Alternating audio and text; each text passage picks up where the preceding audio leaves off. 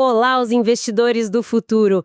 Bem-vindos a mais essa nossa conversa para tentar decifrar aí os sinais da economia dos mercados. Oi, sempre bom estar aqui para essa troca. Pois é, a gente juntou aqui os vídeos, os artigos, as análises que rolaram nessa última semana, né? Isso, E a missão é aquela de sempre, tirar o que é essencial, tentar ligar os pontos e entender o que mexe com o cenário brasileiro, né? exato. É ir além da manchete, né? Buscar o porquê das coisas. Vamos então mergulhar nos principais assuntos, separando por temas, mercados, aí decisões de juros, né, política monetária. O xadrez político também, claro, e como ele bate na economia. Isso, e claro, o que está rolando dentro das empresas. Prontos para organizar as ideias? Vamos lá? Desempacotar isso tudo? Perfeito, a ideia é essa mesmo.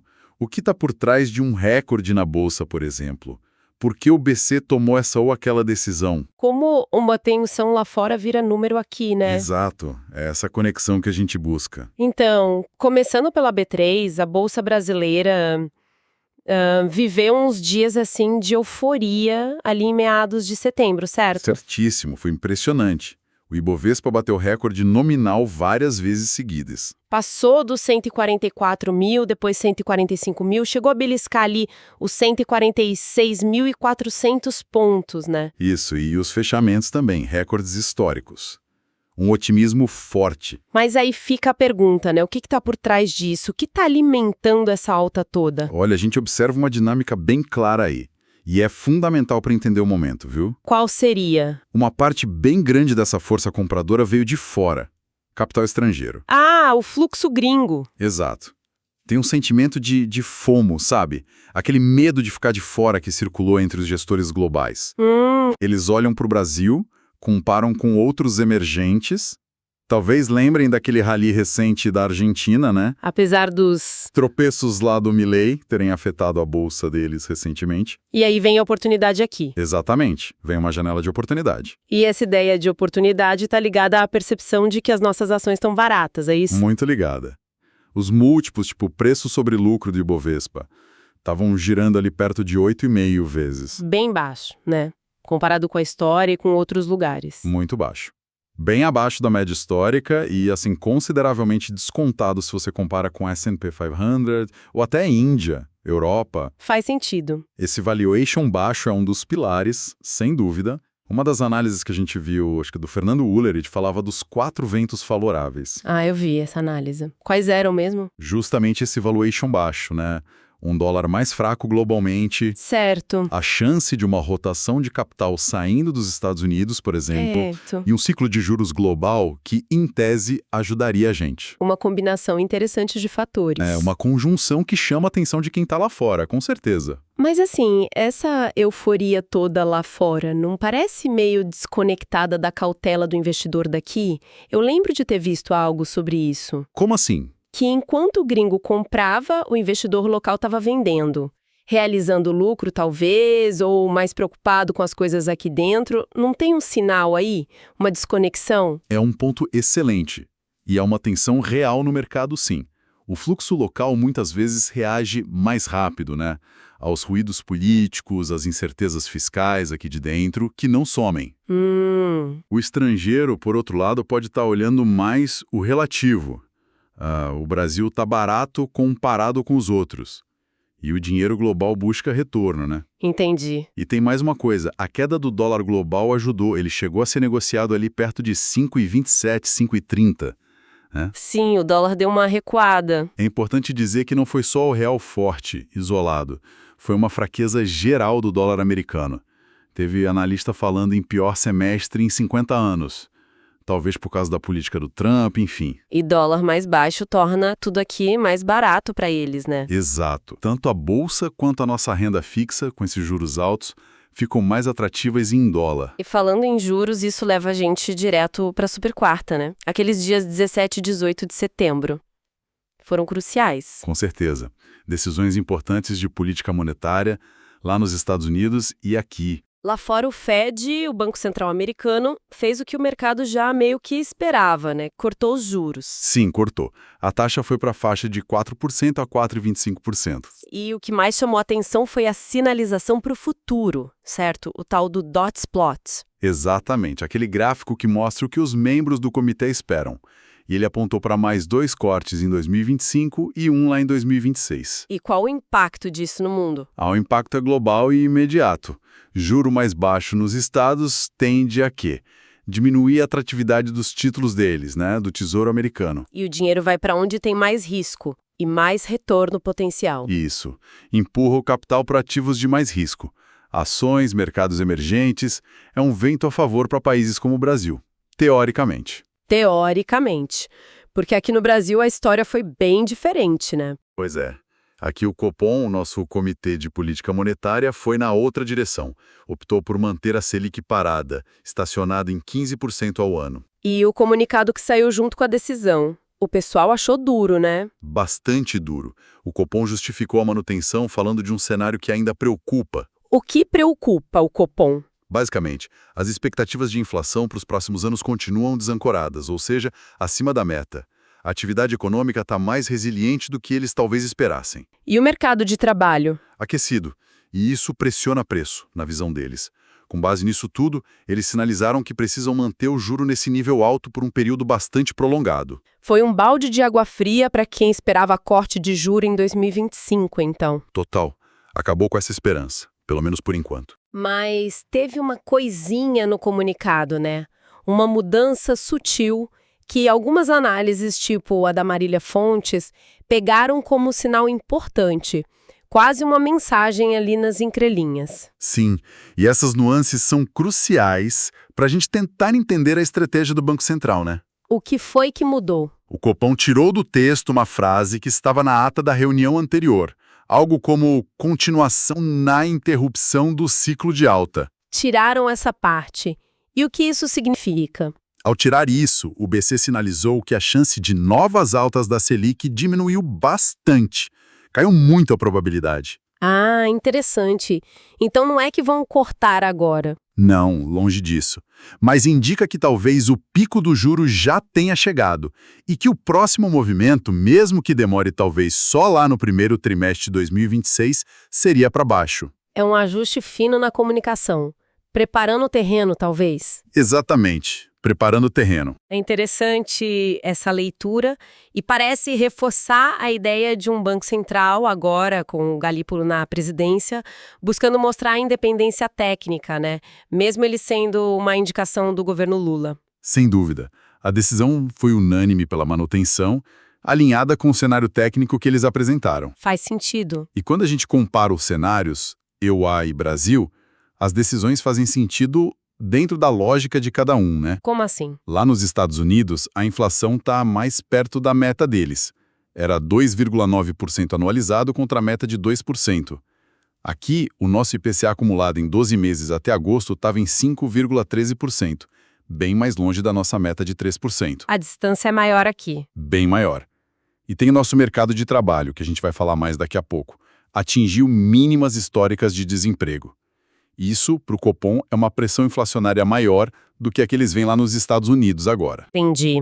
Bom, saindo então da política monetária e entrando naquele campo minado da política e seus efeitos na economia, a semana também teve um aumento de tensão entre Brasil e EUA, né? Teve sim.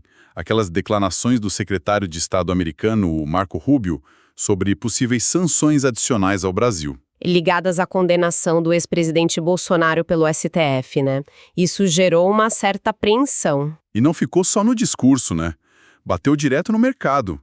Ações de empresas mais expostas aos EUSUA, ou que o mercado vê como mais sensíveis a risco político, tipo o Banco do Brasil, o Embraer, caíram depois dessas notícias. É a geopolítica na veia, mexendo no preço. Exato. Geopolítica influenciando o preço dos ativos na hora. E essas novas tensões se somam a um problema que já existia, né? As tarifas do Trump, que continuam valendo e afetando alguns setores nossos. Exatamente, já temos dados concretos sobre isso. A ABIEC, que é a Associação das Exportadoras de Carne, projetou uma queda forte de 22,3% nas exportações de carne bovina para os Estados Unidos agora em setembro. Nossa, 22% é bastante. É muito, cai de umas 9 mil para 7 mil toneladas. E outro setor bem afetado é o madeireiro.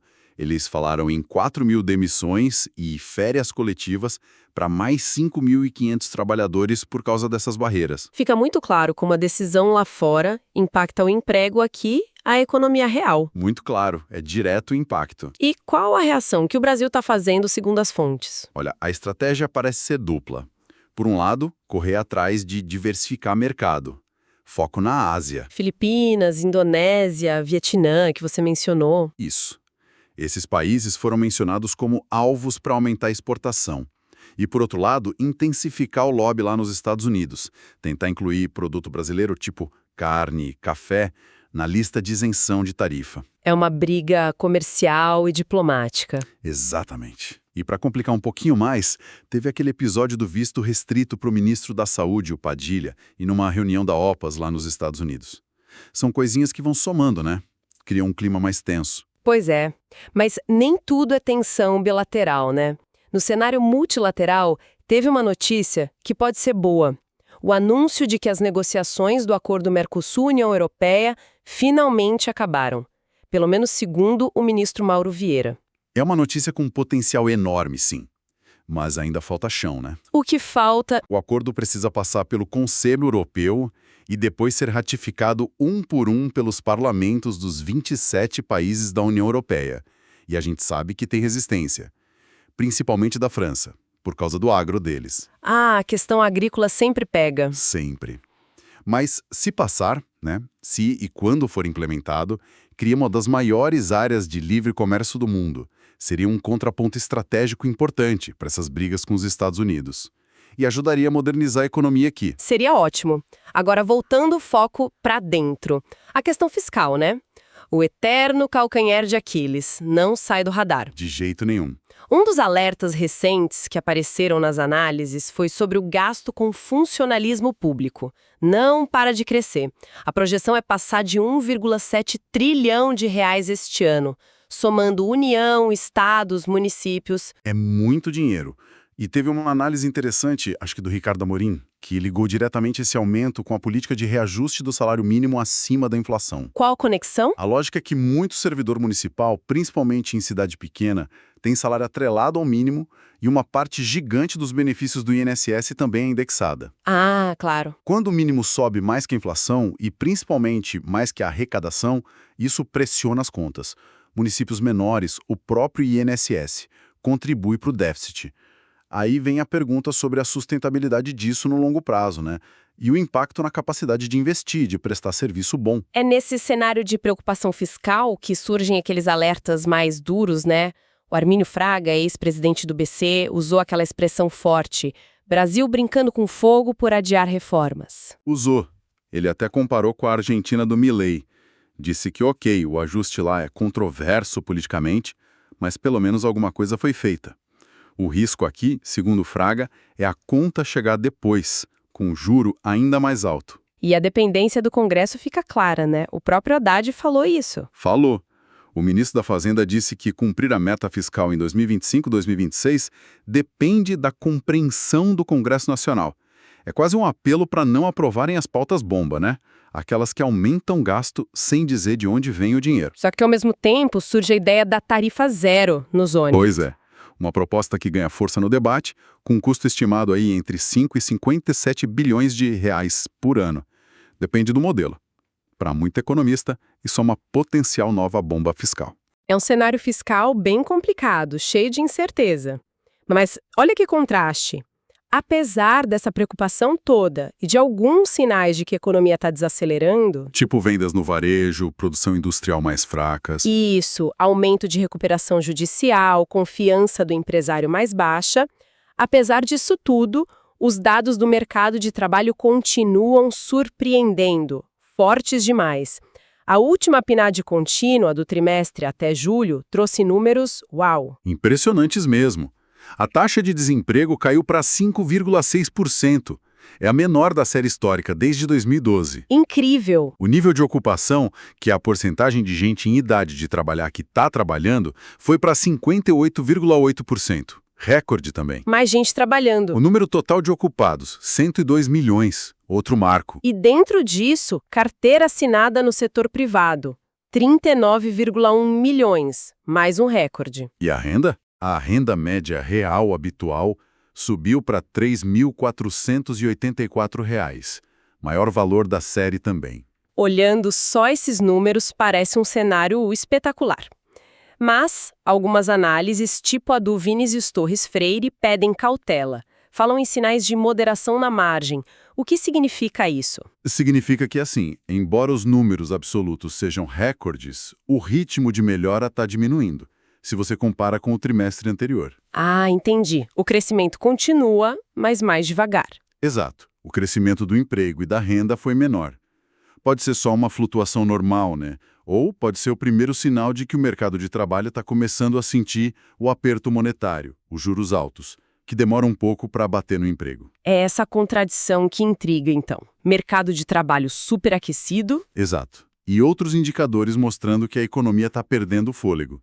É o que deixa os analistas de cabelo em pé. E ainda sobre trabalho, mas olhando para a qualificação, surgiu um ponto sobre ensino técnico, né? Parece que a gente continua muito atrás. Muito atrás. Apesar de ter tido um pequeno avanço nas matrículas ano passado, um aumento de 6%. Mas no geral? No geral, a penetração do ensino técnico no ensino médio aqui é menos da metade do que a gente vê no Chile, no México, e tipo 1/3 do que tem em país desenvolvido ou até na China. É um gargalo estrutural sério, então. E com um impacto direto na produtividade, né? E na desigualdade de renda a longo prazo. Falta gente qualificada em área técnica e, ao mesmo tempo, tem muito jovem com dificuldade para entrar no mercado. Faz todo sentido. Bom, para a gente ir fechando a análise, vamos dar aquela passada rápida por notícias de empresas, de setores que apareceram nos materiais. O que chamou a atenção aí? Tivemos algumas coisas relevantes, sim. No setor de alimentos, o CAD, nosso xerife da concorrência, aprovou a compra da Wickbold pela Bimbo. Duas gigantes do pão, né? Sim. Mas com restrição. A Bimbo vai ter que vender as marcas Tá Pronto, de tortilha, e Nutrela, de pães especiais, para não concentrar demais o mercado nesses nichos. Mostra o CAD atento. E a JBS? Sempre movimentando o setor de proteína. Continua ativa. A JBS sinalizou que está olhando para a Europa como um mercado ainda fragmentado, com boas chances de comprar empresas por lá. Isso se liga à estratégia de diversificar, né? Talvez até por causa das tensões com os Estados Unidos que a gente falou. Exatamente. Buscar outros mercados, seja crescendo sozinha ou comprando empresa, faz todo sentido nesse cenário. E teve notícia importante também em cosmético e aviação, né? Teve. A Natura anunciou um acordo para vender parte dos ativos da Avon Internacional. O mercado já esperava isso, né? Para reduzir dívida, focar nas marcas principais. E as ações reagiram bem, né? Subiram uns 15% no dia. Já a Azul Linhas Aéreas apresentou lá nos Estados Unidos o plano de recuperação judicial dela, o Chapter 11, para renegociar a dívida, principalmente de avião alugado, e tentar levantar dinheiro novo com ações. É um passo-chave para eles. E no varejo? E no agro? O que pintou? O GPA, o Grupo Pão de Açúcar, falou que está estudando uma capitalização privada, buscar dinheiro novo para reforçar o caixa. Mas destacou que não teria apoio dos controladores atuais, o Casino e a família Diniz, sinal de que podem buscar novos sócios ou mudar a estrutura da empresa. Interessante.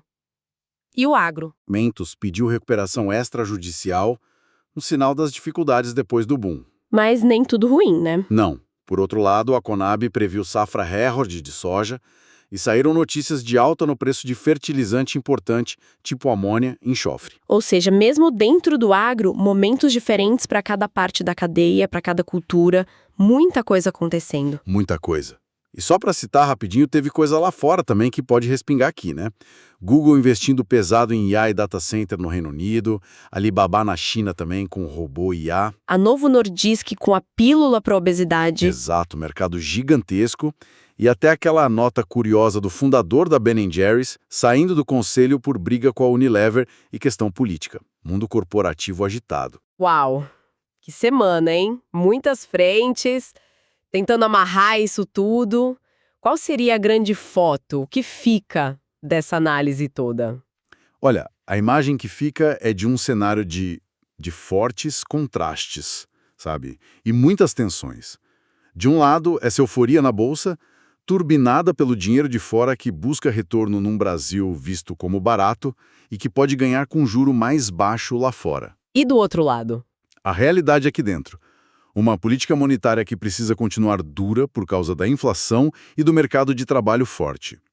Desafios fiscais enormes que não vão embora e geram desconfiança. E essas tensões políticas e comerciais que podem machucar setores específicos. É como se fossem duas histórias quase opostas acontecendo ao mesmo tempo. O otimismo global versus a cautela local. Exato. A força do emprego aqui versus os sinais de freada em outros lugares e a preocupação fiscal. Perfeito. E por isso é tão importante não olhar só para um lado. Tem que entender as nuances, né? A comunicação do Copom, o que está por trás do fluxo de capital, quem está comprando, por quê, os impactos reais das decisões políticas nos setores, a sustentabilidade do gasto público contra a força do emprego agora. São esses fatores combinados que vão dar a direção. Exatamente, vão definir a direção da economia e dos investimentos. Perfeito.